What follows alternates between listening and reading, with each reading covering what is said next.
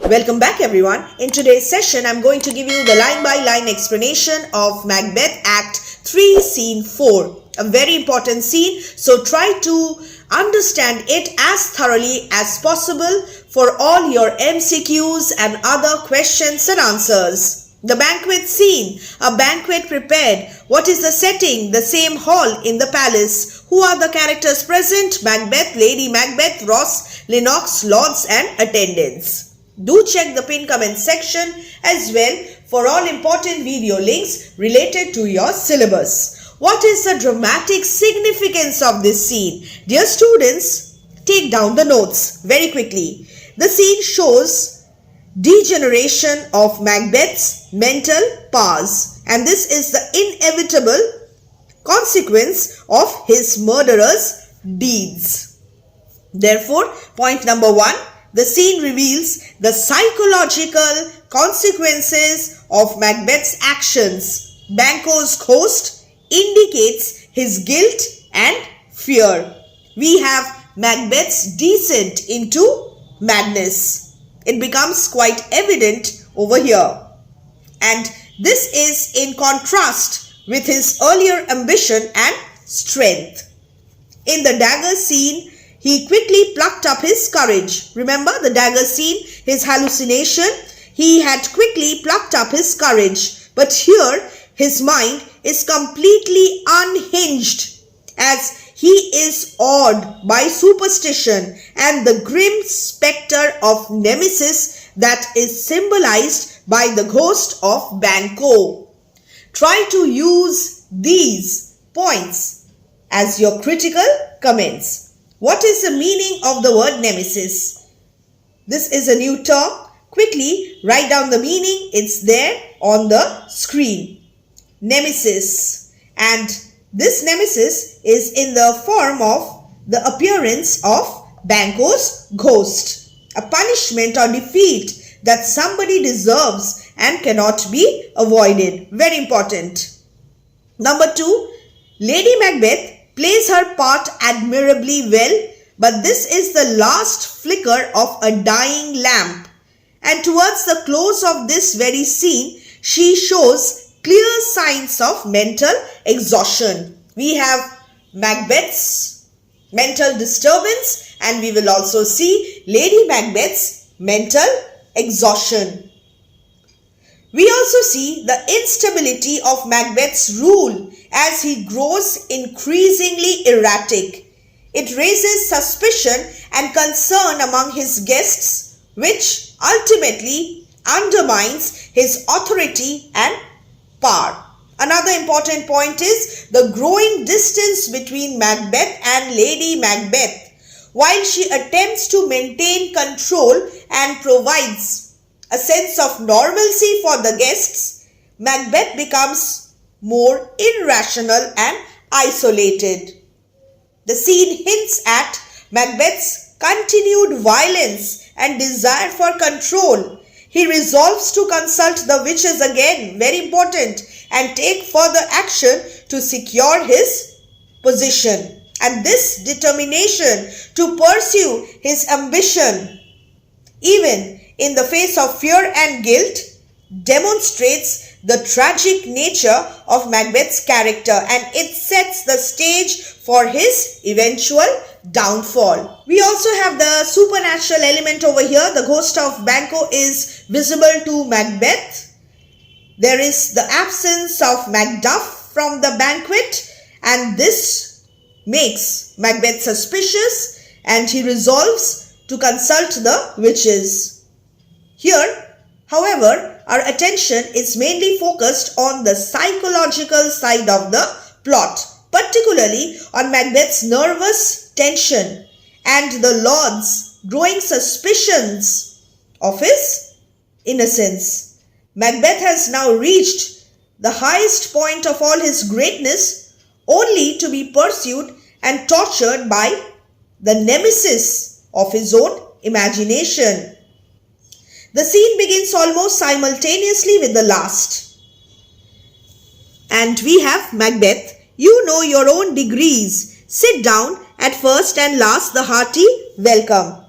your own degrees, your ranks among the nobles, your order of precedence. At a formal dinner, the seats would be arranged according to the rank of the guests. At first and last, from beginning to end of the feast, once for all. And he gives a hearty welcome. I bid you a hearty welcome. Thanks to your majesty. Ourselves will mingle with society and play the humble host. Our hostess keeps her state, but in best time we will require her welcome. Ourself, the royal plural, ourself. Mingle means mix, and society, my guests assembled over here. What is the meaning of this speech by Macbeth? I myself will mix with the company present and play the part of the humble host. Your hostess is in her chair of state, but she will surely come to welcome you at the proper time. Pronounce it for me. Welcome everyone. Sir, to all our friends. For my heart speaks, they are welcome. First murderer appears at the door. Welcome all our friends on my behalf. I greet them from the core of my heart, and the first murderer appears at the door. Macbeth. To Lady Macbeth, see, they encounter thee with their hearts' thanks. Encounter thee, repay your words of welcome with a hearty gratitude. Both sides are even. Now both sides are even. Both sides of the table are equally balanced. That is, the number of guests seated on each side is equal. Number 2, the welcome of the host and hostess has been equaled by the thanks of their guests. Here, I will sit in the midst. Here is significant, indicating a chair in the midst with at the head of the table between the equally long rows of guests and among my guests. Be large in mirth. Mirth means merriment. Enjoy yourself fully. Do not feel constrained because you are dining at the royal table. Anon, we will drink a measure, the table round. Approaching the deer, there is blood on thy face. The table round, right round the table, and thy means the murderers. So, what is Macbeth saying over here? Please enjoy yourselves freely. I will presently drink the health of all seated round the table. Going towards the door, addressing the murderer, he says, your face is stained with blood. Murderer, it must be stained with Banquo's blood then. A very important revelation. First murderer, it is Banquo then. This means that perhaps Banquo is murdered.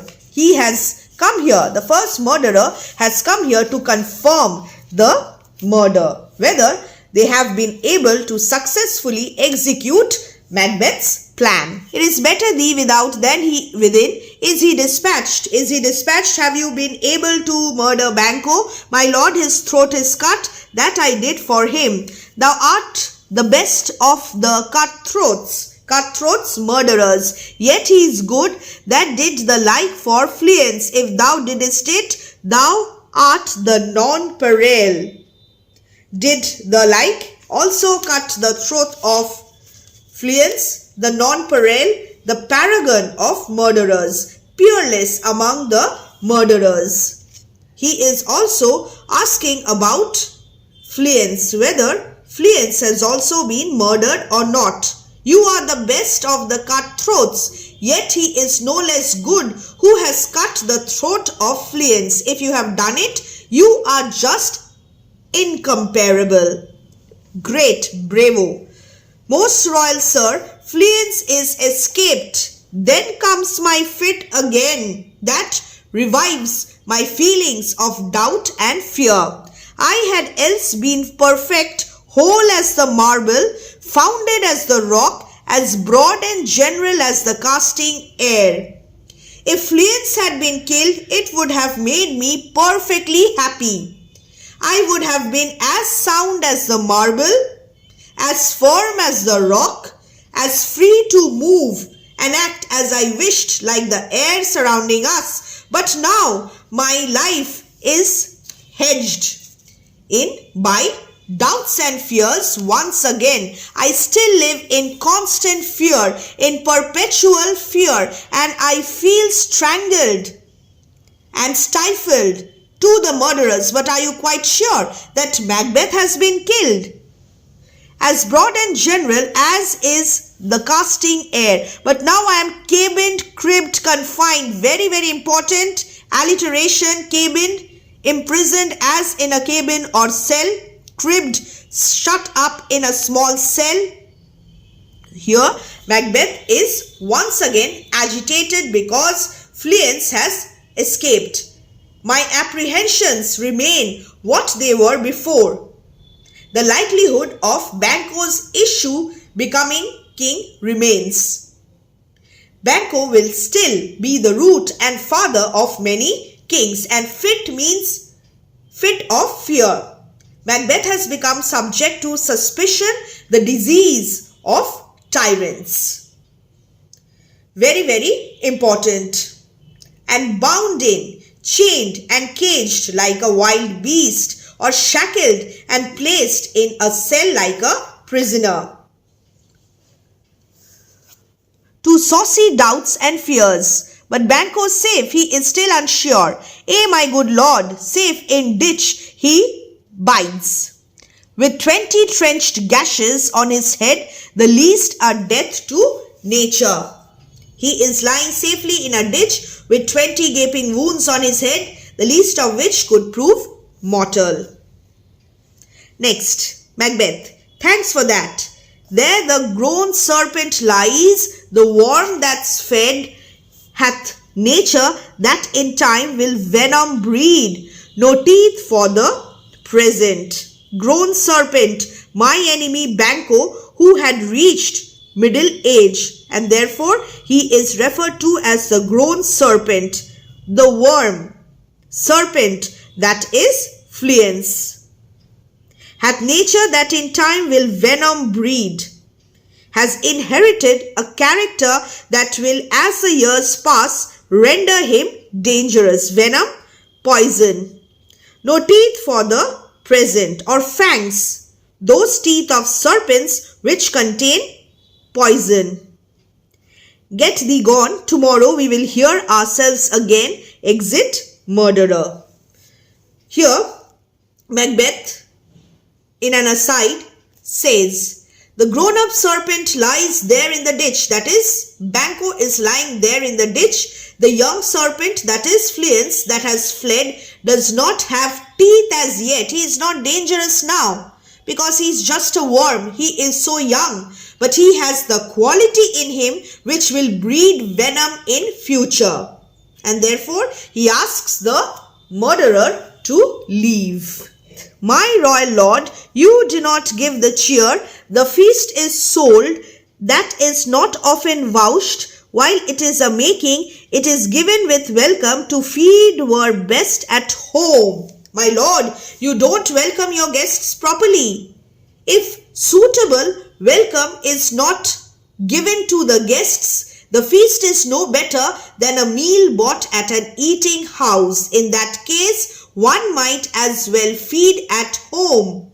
But one is dining out over here, and when one is dining out, one can enjoy a feast only if it is accompanied by ceremonial welcome. In the absence of such welcome, the feast looks meaningless.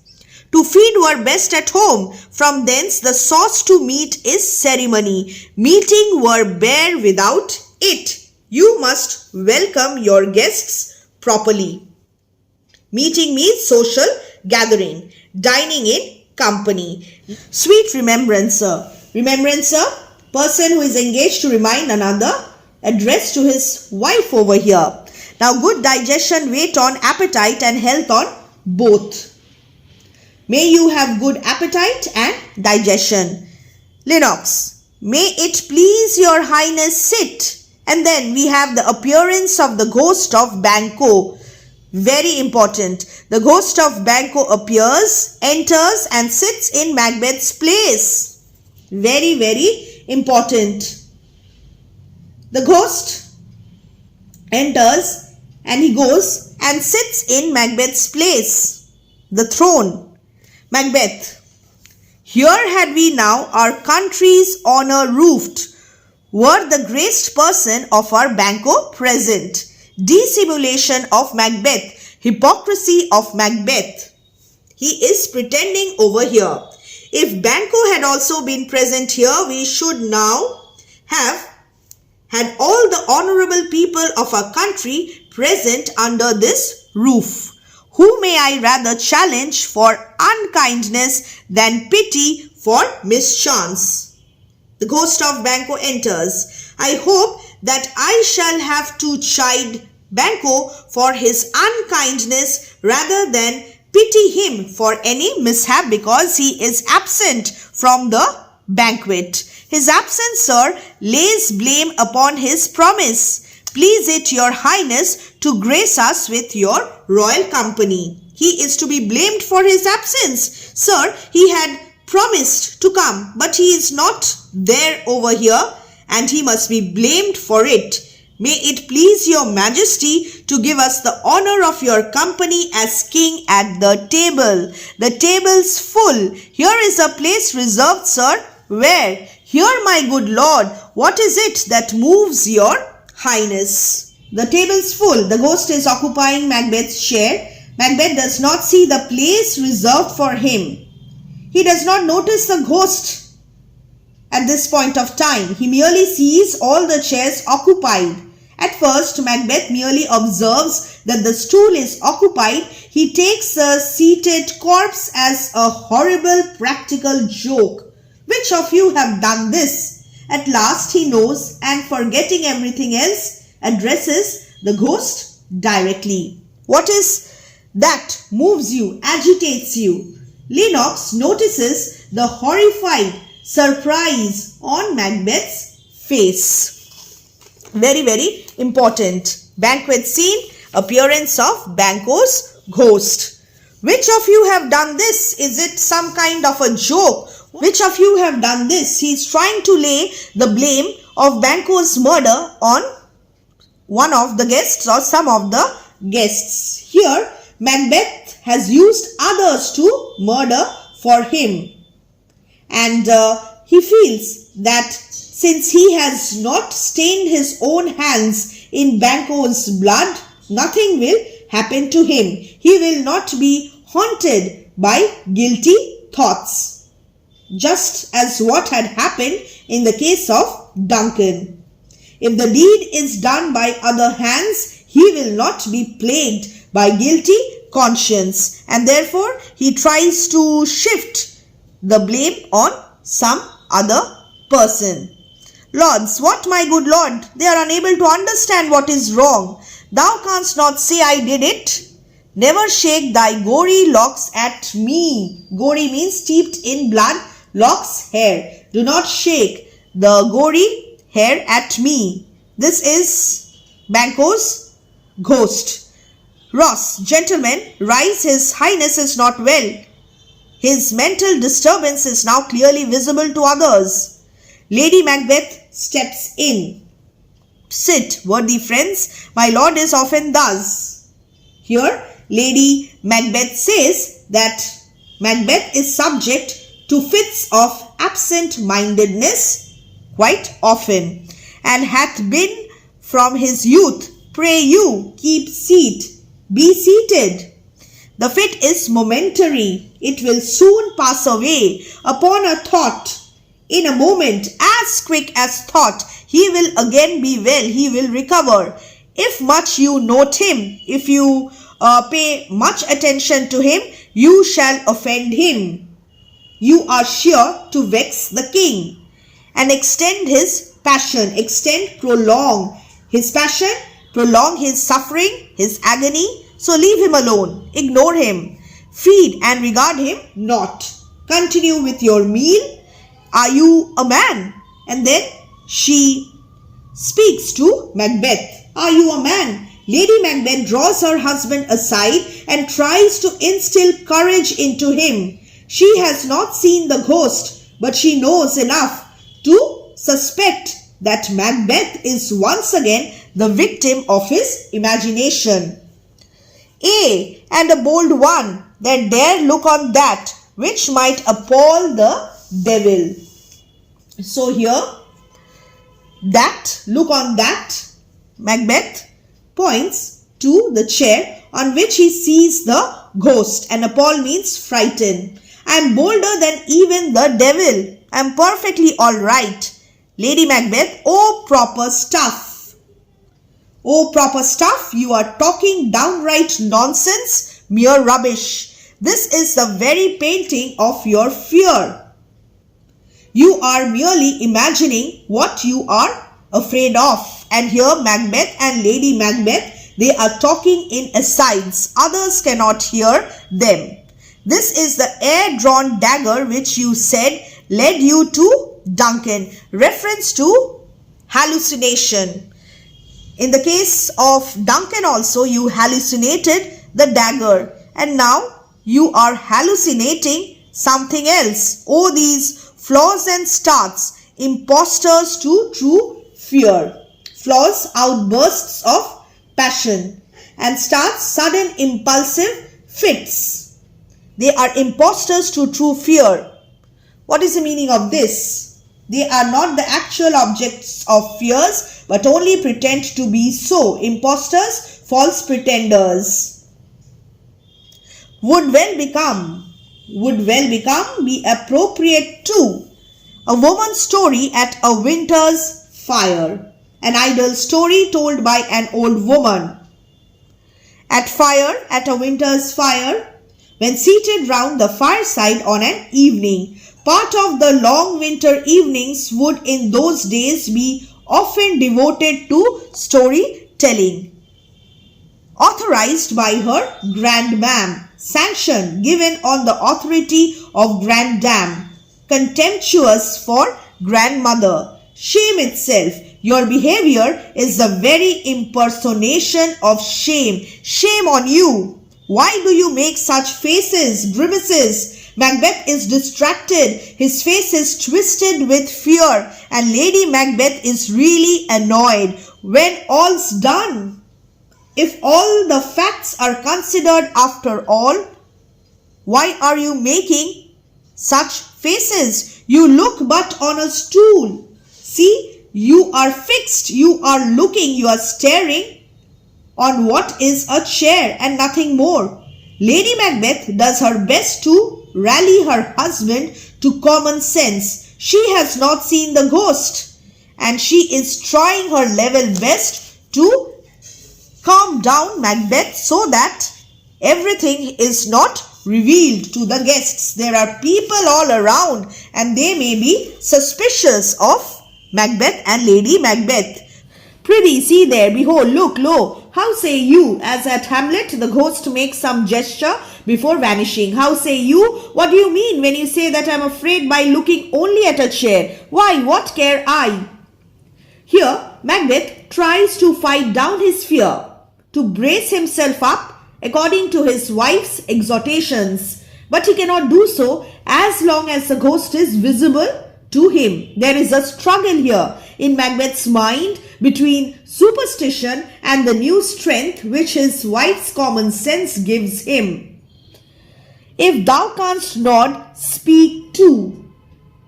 So these are not spoken aside. He addresses these words to Banquo. What care I? Why need I be afraid even of a ghost? Thou address to the ghost. And speak too. What is the meaning of this? Instead of shaking your head at me, why do you not speak? If you cannot like a living person, you should also be able to speak. Macbeth believes that everyone sees the ghost, but the ghost is visible only to Macbeth. If charnel houses, vaults, underground chambers where corpses are kept, and our graves must send, cannot prevent themselves from sending Those that we bury back to the earth from the grave, our monuments shall be the maws of kites. We should rather give up the practice of burying the dead and leave their corpses to be devoured by birds of prey.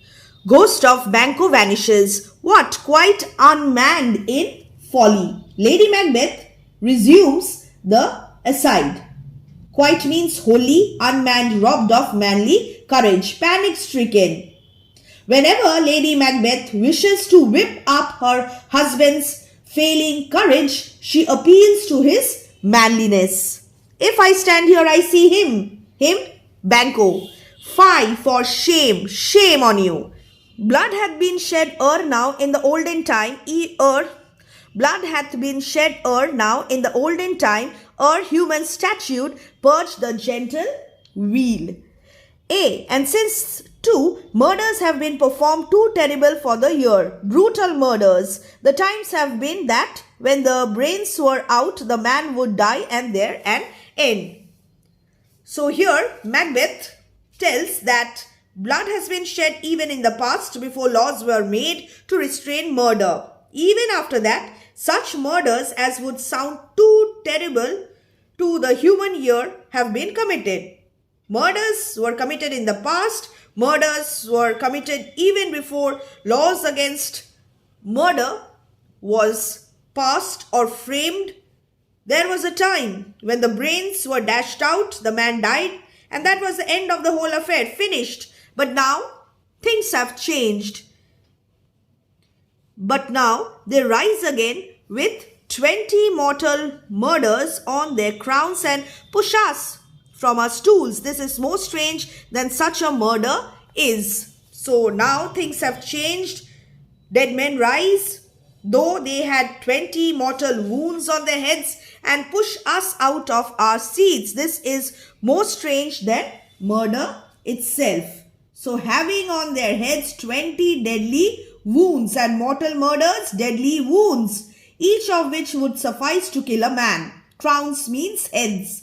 The ghost raised up by Macbeth's hallucination conforms to the description of Banquo by the murderers. It establishes the theory that the ghost is a mental image conjured out of a mind struck with horror at Banquo's murder. It is thus on a par with Lady Macbeth's sleepwalking, which we will see later in the play. And stools here means chairs, and this rising of the dead again.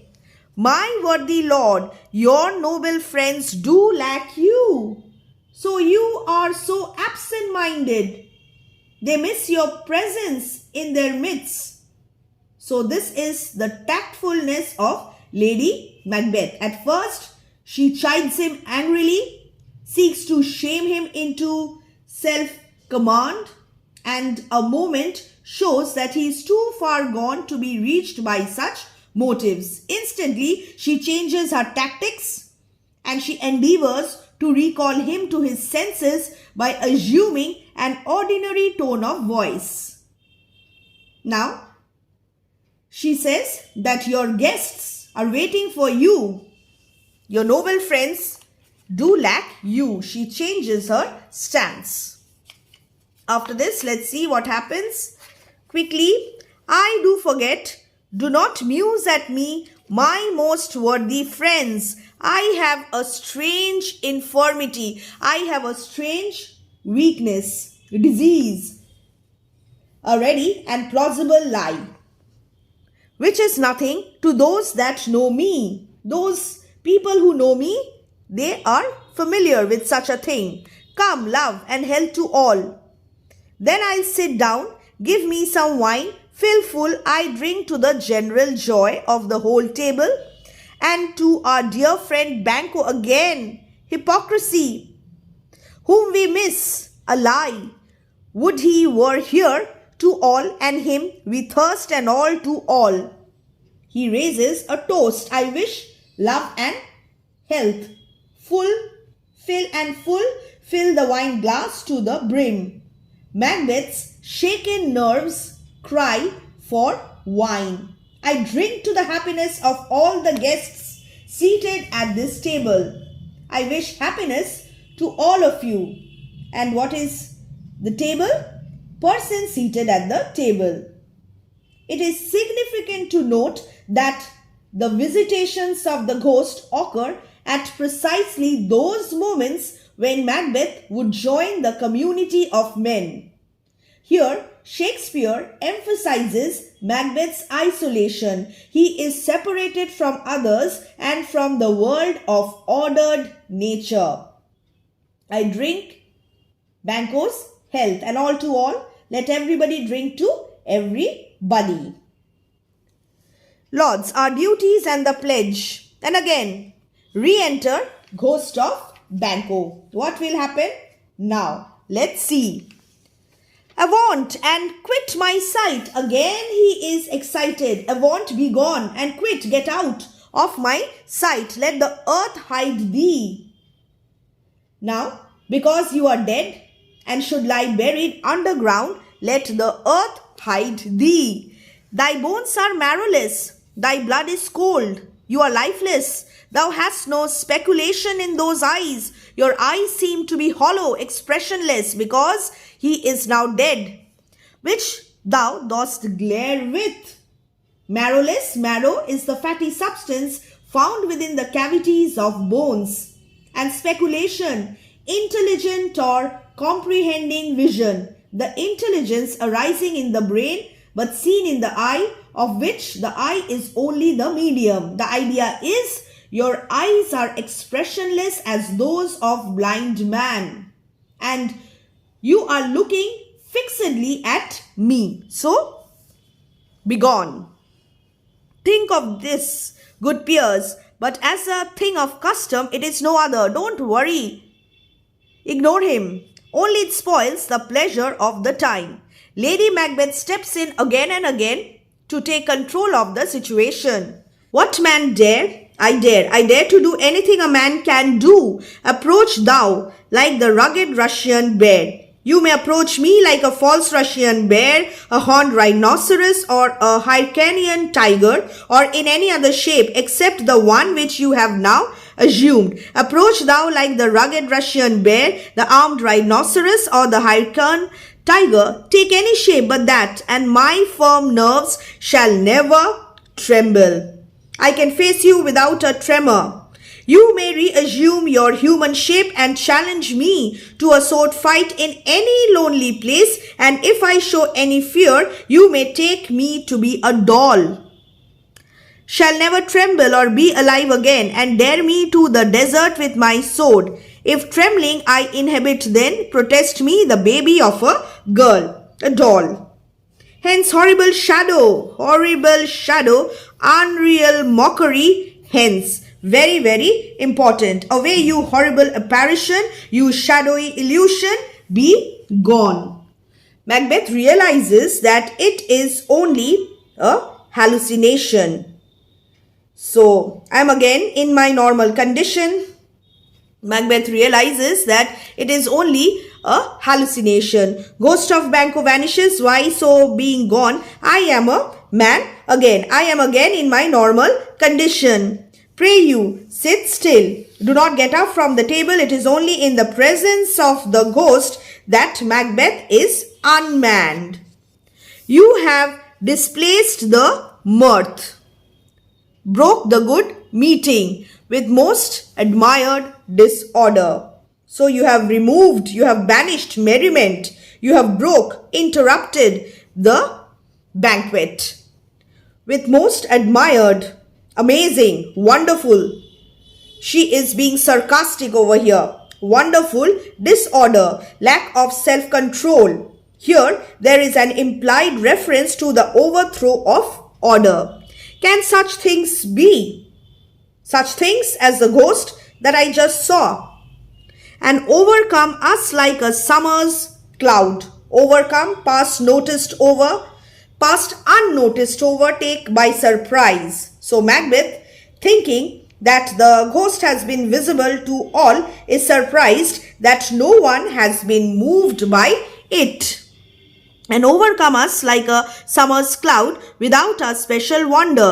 You make me strange even to the disposition that I owe. When now I think you can behold such sights and keep the natural ruby of your cheeks when mine is blanched with fear.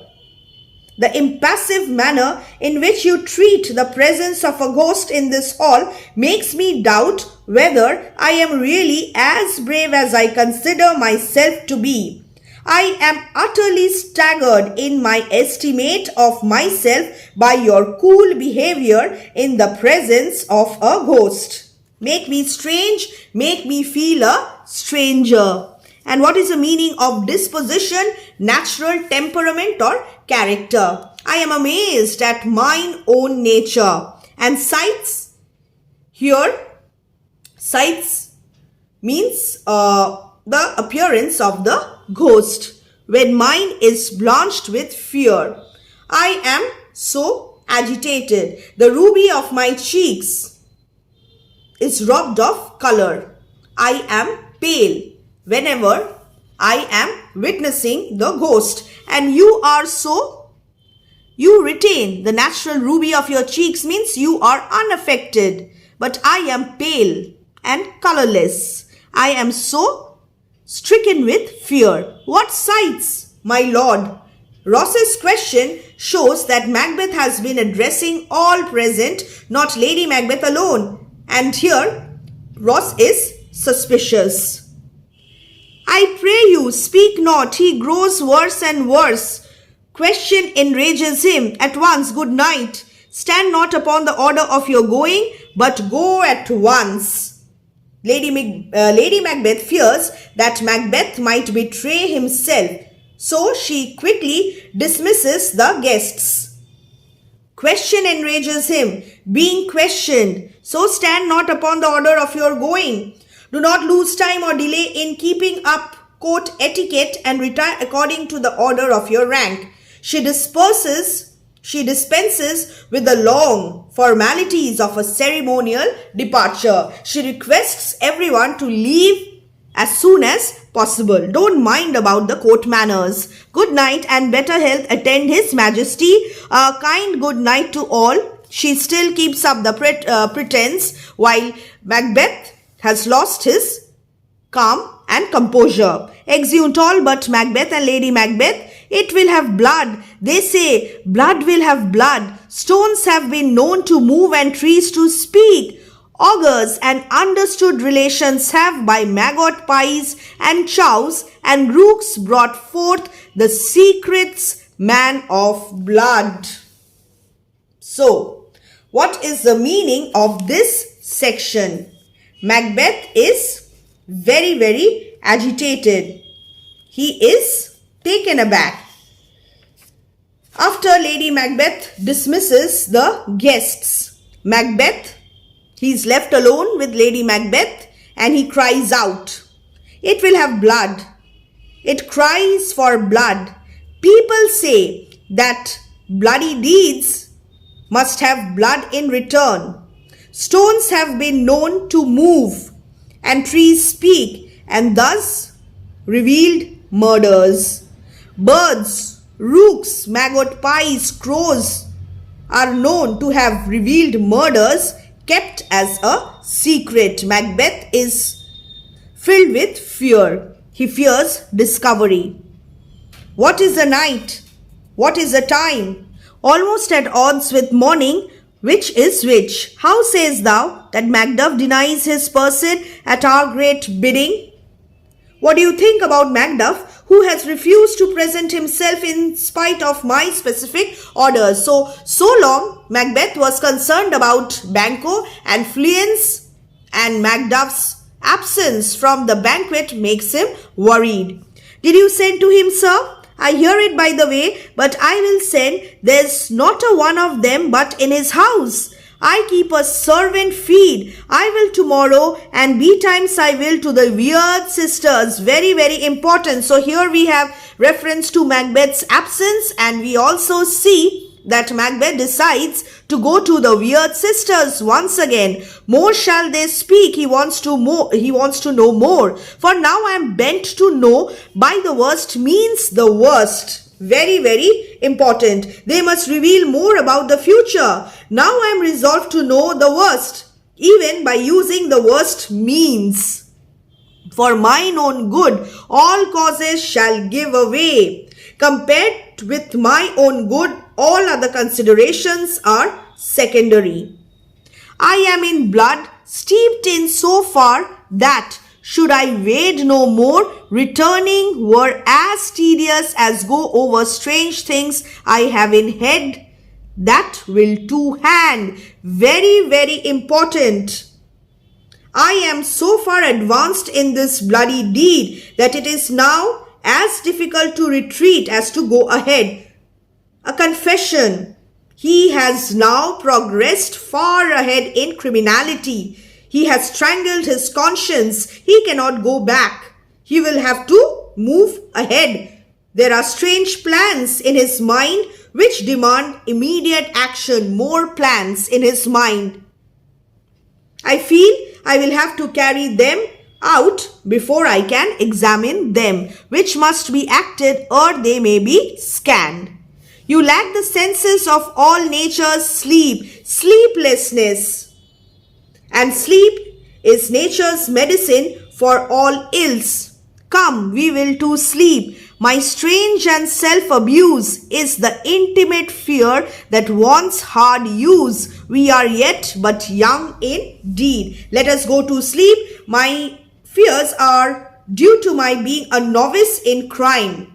So, I am still a novice in crime and I need to be hardened by use. I need to commit more crimes in order to be a hardened criminal. He has already become a hardened criminal, but according to his own analysis, he is steeped in blood and he will go further to ensure success and he will be ruthless. He will be hardened by doing so gradually, and then these things will no longer matter to him. He will no longer feel guilty. Exeunt. For ending, I'll just mention one important point over here. Here, Macbeth and his wife are no longer partners in planning crimes. He mentions about strange plans in his mind, but observe how he does not disclose any of his plans to Lady Macbeth. This is significant. As I discussed a little while ago, the growing distance between Lady Macbeth and Macbeth, which will result in Lady Macbeth's loneliness and isolation of Macbeth from her.